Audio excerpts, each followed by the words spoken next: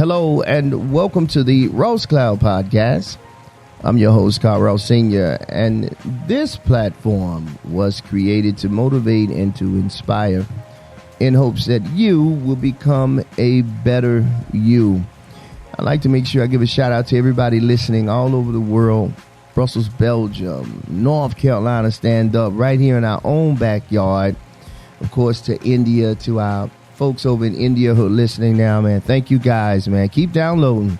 Everybody keep on downloading in Africa, in Senegal, and I can't think of the other name. I'm going to show it to you later, Famous. So okay. I make sure I can. But listen, I want to say thank you to everybody that's been riding with us and been rocking with us. And, you know, I have my wonderful co-host with me, one of my co-hosts, here with me today, Mr. Femi. I should know Femi, what's happening, man? Man, was good. Man, I'm glad you back. I know. Oh, man. It's been rough. It's been no rough. doubt. But, you know, that's just part of life. Part of life, baby. Part of life, and, you know, we just got to keep going. You know, I was down for quite some time, you know. Sure thing. You know, I had, you know, I have sickle cell. Yeah. I have the traits, and every once in a while that it bothers me. It gives me absolutely. So, but you know, and you know, also I have stayed in contact with you, and of course we've been talking.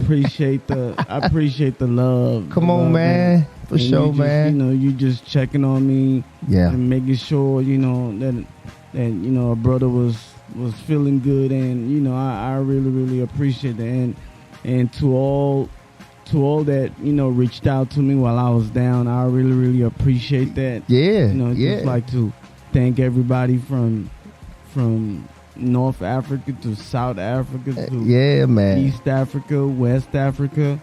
And I just really appreciate everybody, you know, and like you said, positivity.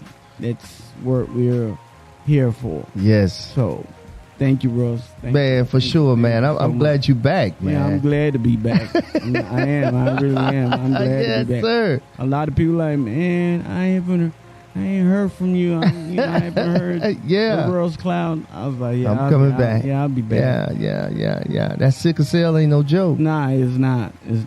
It's something we'll talk about. Yeah, we'll get into that. Yeah, we'll get into that. Yeah, we will. But I appreciate you for always making your way here, getting here best way you can to rock it out. We get on this mic and it's a place of peace, man. We you know, we try to keep it that way anyway. Yes. You know, we do. I'm so glad, man, that you're well and you're back. Thank you listen, so we're gonna start doing those Thursdays again, y'all. Yeah. So the African connection is still here. Yes. It's still here, you know. Yeah, he was just down for a minute. Down for a little bit, and you know, this is just part of life, and you know, every once in a while, we all get into certain things in our lives that is just gonna prevent us to, but as long as we bring in those good things to our listeners, we appreciate everybody that's listening. Yeah, we really do. And, you know, and I thank you for supporting the Rose Cloud Podcast. You know, thank everybody. We thank everybody. Thank you so much. So listen, today we're gonna go ahead and get right into it. We're gonna spend a little bit of time with you guys, and then we'll be getting ready to do probably about 2 shows again today. But this is something that I wanted to talk about. But I'll bring it up. It's the African proverb. But let's talk African proverbs. And then after I read everything that I'm going to read right now, and I'm going to let Femi come in because I'm sure he has some insight on this and knows quite a bit about this. But let's talk about a proverb first of all. Like, excuse me, what is a proverb? That's the first thing. A proverb, it comes from Latin. Proverbium is a simple and insightful traditional saying that expresses a perceived truth based on common sense or experience. Proverbs are often metaphorical and use formulas of language to formulate language. And so again, that's a proverb. And so today we're going to talk about African proverb. What is a proverb in African literature? Proverbs have become a tool with African writers used to justify the actions of characters and criticize bad ethical and immoral behaviors. Through the use of proverbs, African writers try to express the wealth of philosophy, wisdom, and perception of life as they affect and control their communities. So where do African proverbs come from? Some are known to come from specific tribes, ethnic groups of African countries, and others have an unknown source and are listed simply as African proverbs. Some proverbs are romantic, some thought-provoking, and some perhaps a bit lost in translation. Now, I used to hear about this all the time, Femi. Being that Mom is an English teacher, of course, I've heard her talk. So many. You hear so many different proverbs that are first of all, they're very valuable. Yeah, it's just what this is saying, but just to have you on the show, man. Again, Femi, I'm so grateful and thankful, man, to have you on the show because thank you. Yeah, man, you bring some insight.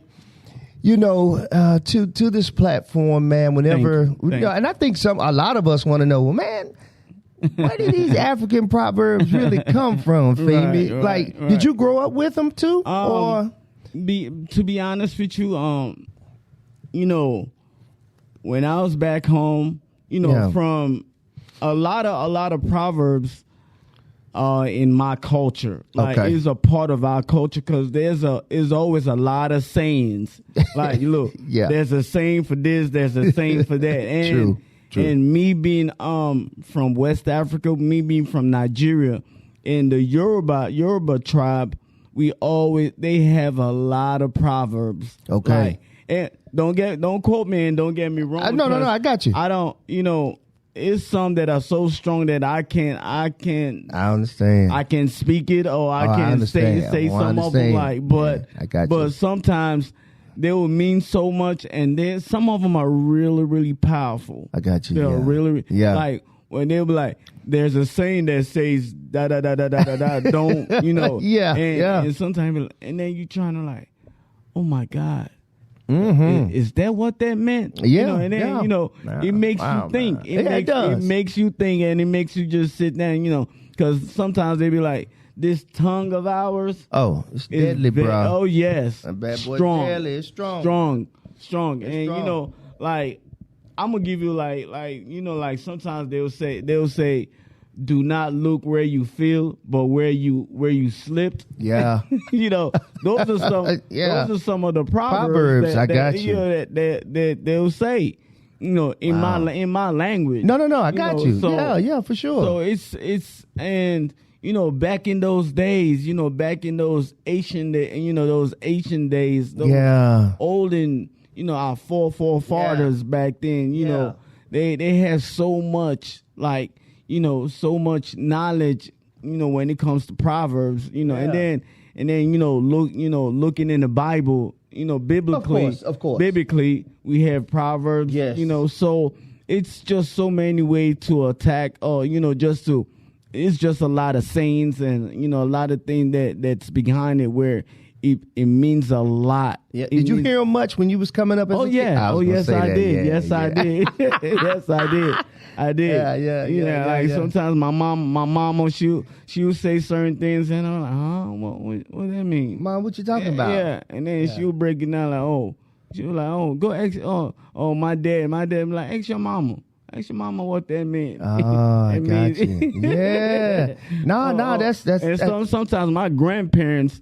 Oh my God, my grandparents, they'll say they have so many proverbs that they'll just throw out there. Be like, ask your daddy what they meant. Wow.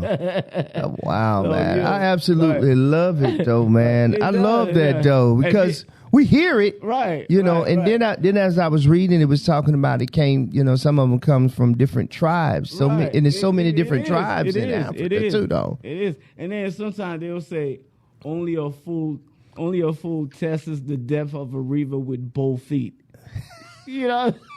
And you'll be sitting there saying, what? What you mean by that? Right.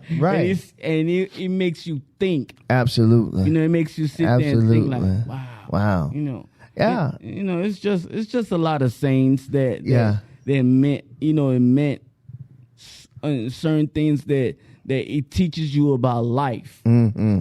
It teaches you about culture or tradition or sometimes just teaches you how to carry yourself sometimes. Sure. Like, yeah. Like some of those sayings, it just is meant for, if let's say you going down the wrong path and they'll, hey, all right now, you'll find yourself, Exactly. So those are just, those are some of the inputs that I get from, those back in the days sayings or proverbs that they teaches us, and also biblically too. Because we know Proverbs in the Bible, it's full of wisdom. Yes, that's all a proverb is. So much wisdom in a proverb. Right. I'm going to read a few of them, and then we'll continue to go on, because I do have some questions I want to ask you.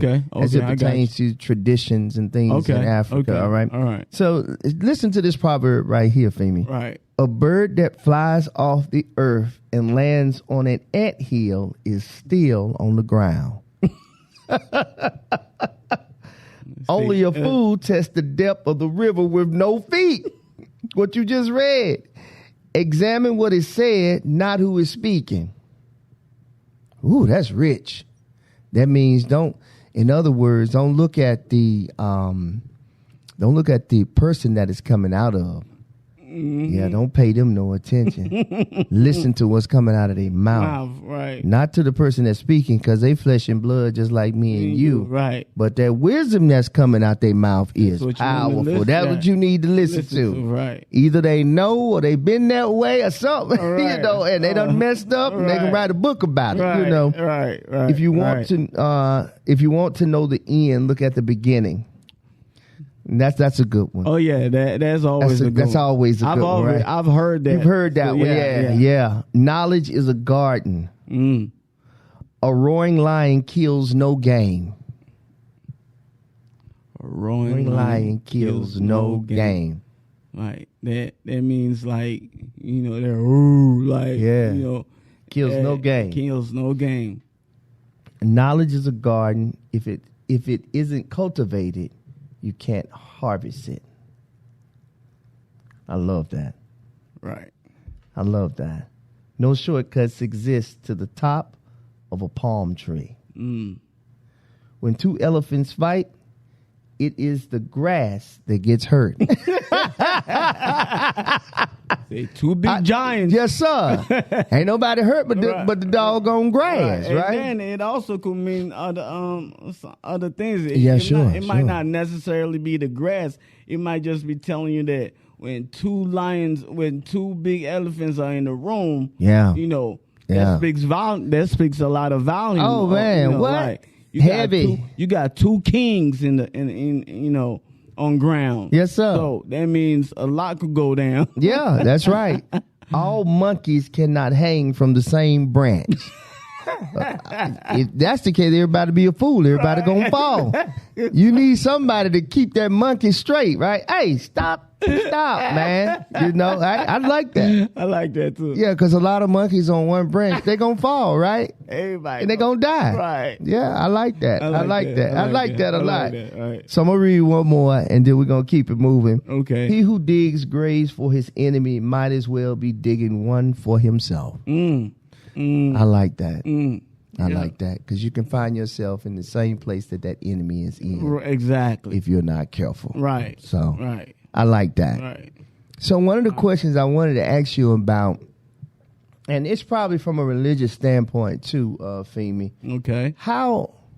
Okay. Let me say this.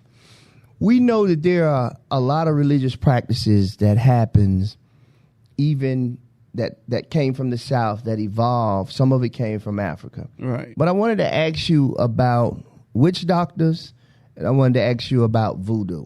Okay. And how real that really is. Okay. From your perspective, of course, because I'm sure you probably have either seen it.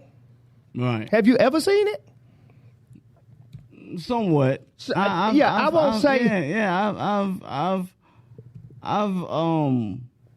And I don't mean it in a bad way. No, okay. I've seen some things in my lifetime, it's just like, wow. Yeah.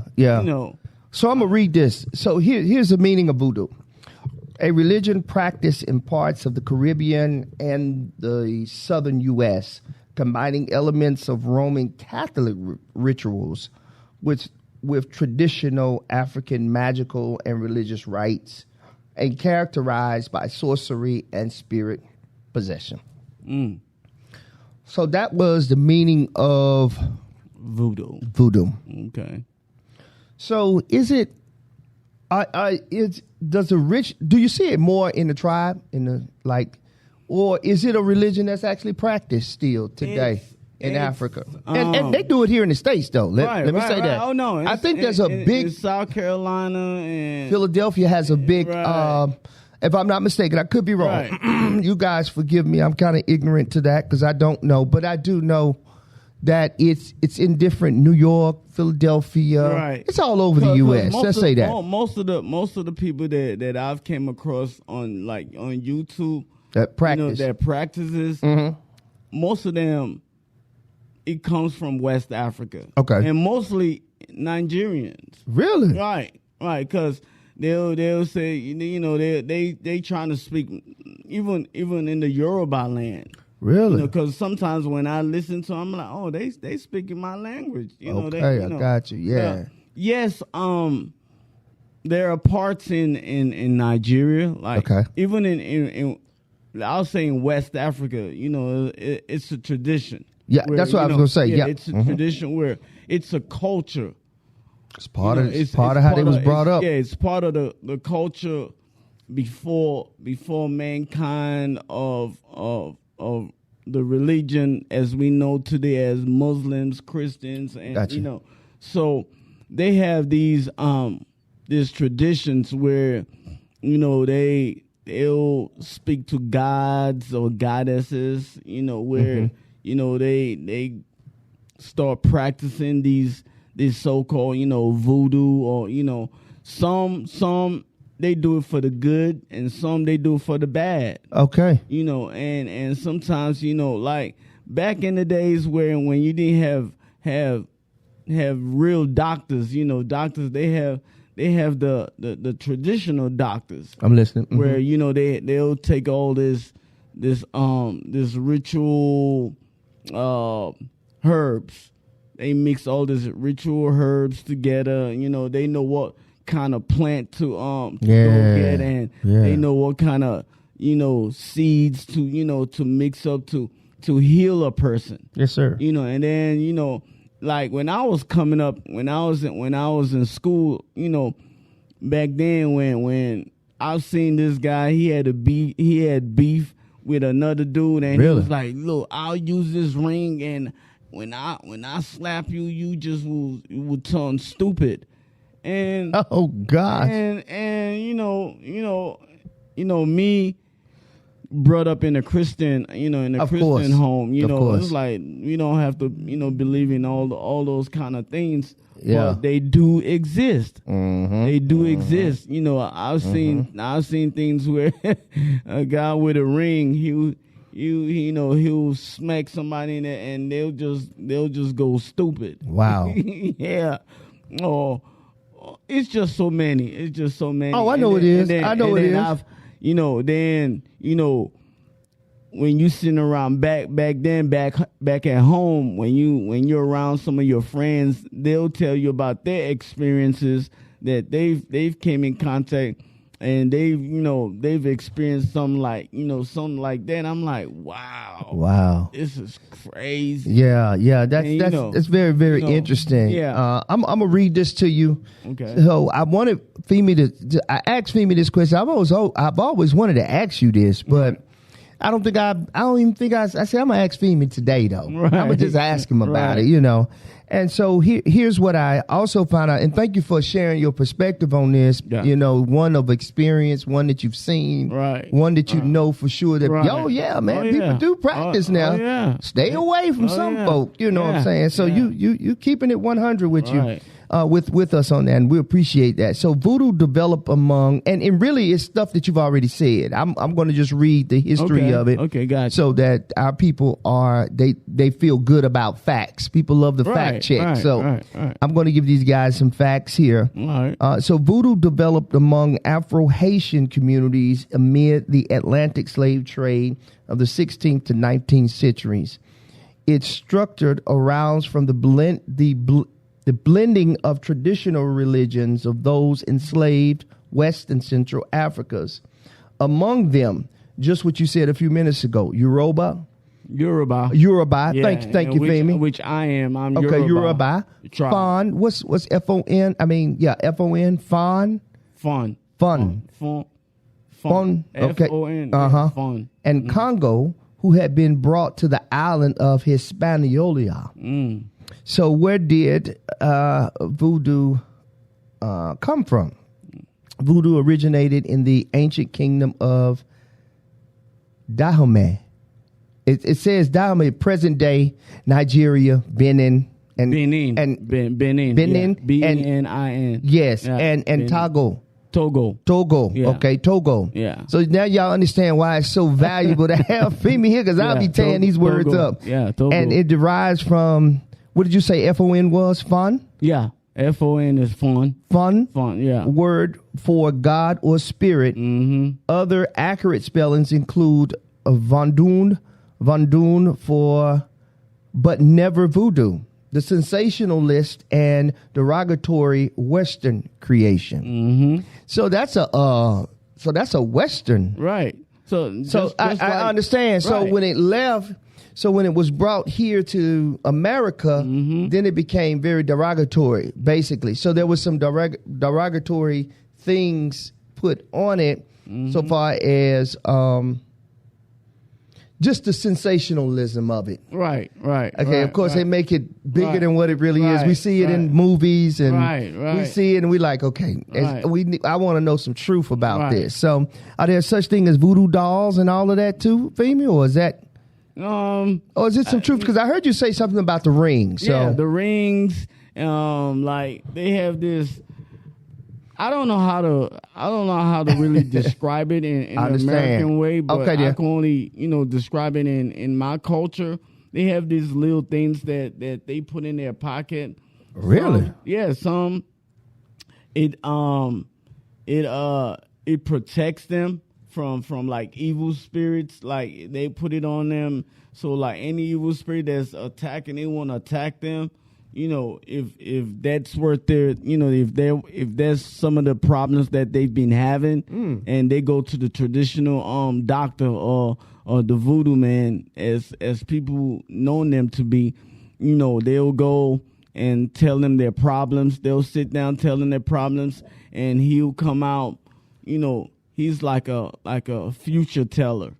Like he sits there and start looking into your future, or looking into the problem that you brought, and then he start diagnosing it just like a doctor would, but in a traditional way. So he'll start looking into, okay, what are you here for? And then you tell him, oh, this is the problem that I've been having these bad dreams. That somebody's been attacking me in my dream, and it's been saying this, has been saying that, and then he'll look into it, and then he'll tell you, well, these are some of the things that I want you to do in the next 2-3 weeks, or don't eat this, or don't drink that, or stay away, I got you. And they'll, they have in Africa we have all this herbal stuff. Sure. That a lot of herbs and stuff. And then they have stuff that is good for you spiritually. Yeah. And then you have that. Those are just the good side of it. Now the bad side of it, like let's say, oh, your wife been cheating on you, or your husband has been cheating on you, and then you wanna get a revenge on them, or you want to stop them, then they have doctors for they have. I got voodoo doctor for that too. Like, oh, he's been cheating on you. Well, I could stop that. That ain't no problem. And then he'll mix all this stuff. So it has its goods and it has its bads. I got you. I got you. So just like the doctor, he'll tell you, I'll prescribe this for you. This medicine is gonna work for you. It's gonna work good, and they'll tell you also, hey, you do too much of it, it might mess you up.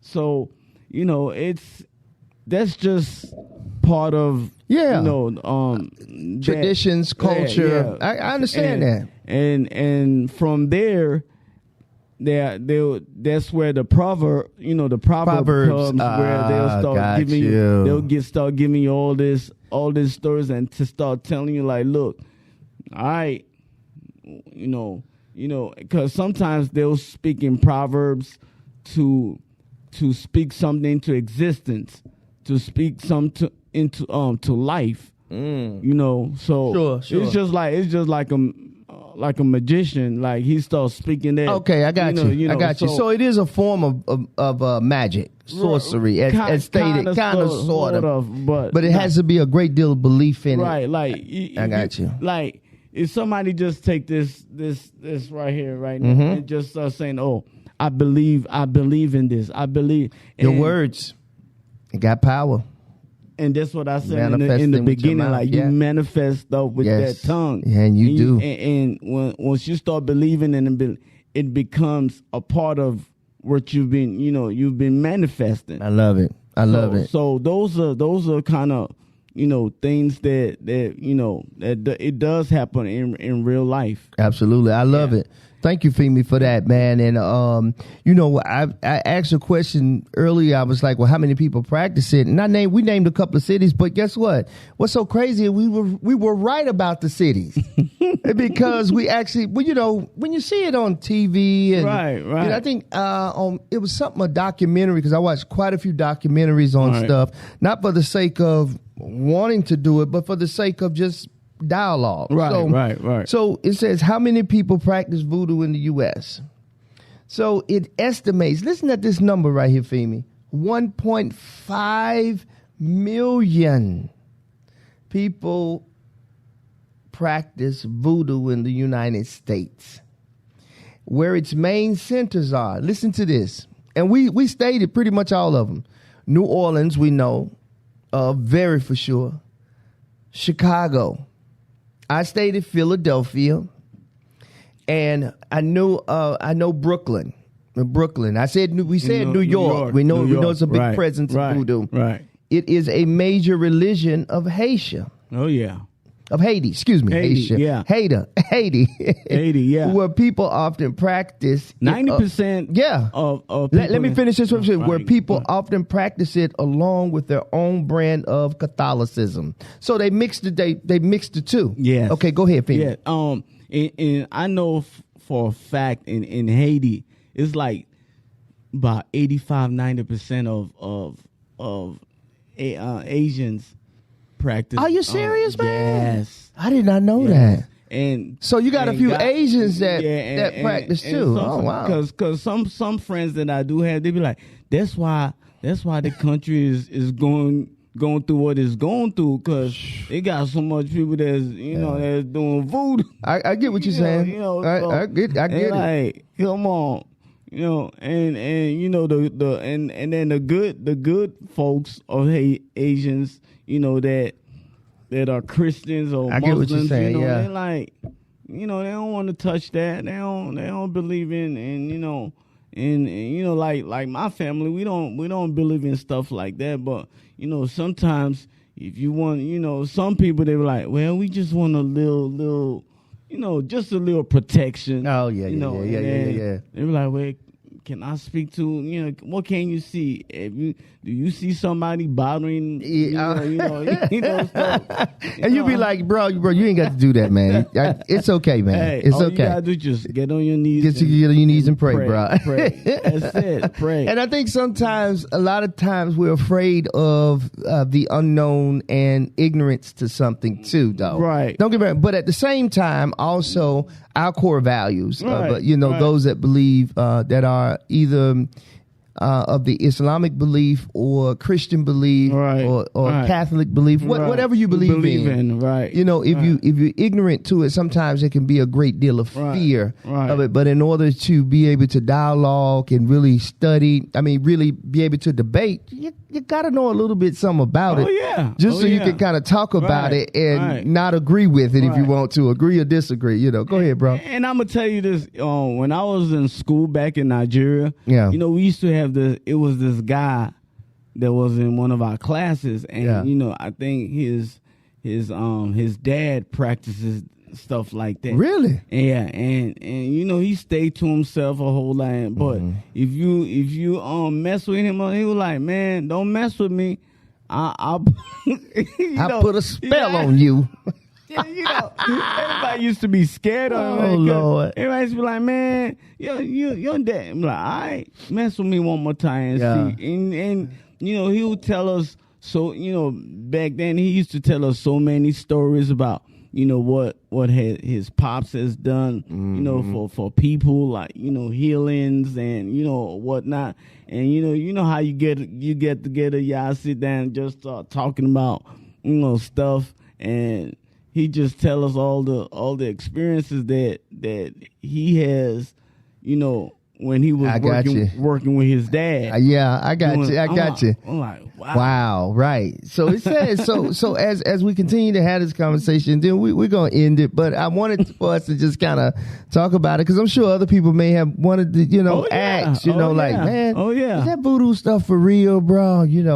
So it says the capital, as we stated before, is New Orleans. The capital of the world is New Orleans. Mm-hmm. And Louisiana. Wow. I never knew that, man. Even in South Carolina. Okay, I got you. And it says, followed by that, 40% of the population in Ghana, Nigeria, and other areas in West Africa, especially, is saying, and you named that Togo. Togo. Yeah, Togo. It says 40%, followed by some of the 40% of the population actually practice voodoo. And Benin. Okay. Yeah, you know what? It's on here too. Yeah, Benin, Togo, Ghana, Nigeria, even Ivory Coast, some Ivory Coast, Sierra Leone, Liberia, some of the places, and most of the western part of Africa, they practice those traditional voodoo kind of stuff, I got you. Even though they still have the main religion, you have your Christianity and you have your Muslims, but there's still traditional practices as well. You have the culture, where the culture practice, so it's real out there. But on top it all, as long as you believe in God, as long as you believe in the Most High, you don't have to believe in, things of that nature. So, growing up, we've seen, and, we've always been a believer, so.